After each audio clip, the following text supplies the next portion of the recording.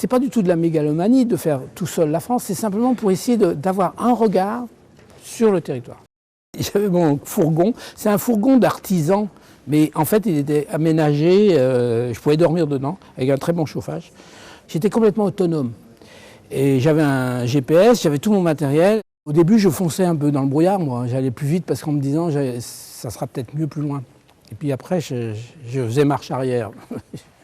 Donc il y a un certain nombre de choses comme ça que je me donnais à faire, les calvaires, certaines boutiques. Très vite, je me suis aperçu que les boutiques, c'était quelque chose qui était comme un manifeste.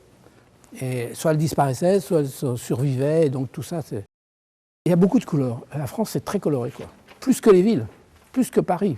Ça, c'est certain, quoi. Il y a des couleurs assez fortes, assez denses. Alors les gens ils disent oui mais ça c'est pas possible, c'est des couleurs que tu as inventées, que voilà. Pas du tout, moi j'ai rien inventé du tout. Je viens du photojournalisme, je suis photographe de réel moi.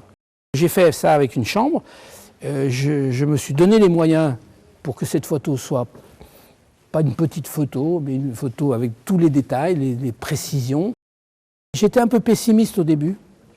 J'étais accablé même, déprimé parce que je me disais, oh, mon Dieu, mais c'est vrai que comme ça, tu quittes les villes comme ça qui sont apparemment rassurantes et c'est vrai que quand tu rentres dans ces campagnes, ces petites villes qui le sont beaucoup moins, et surtout hors saison comme ça, c'est assez impressionnant, quoi.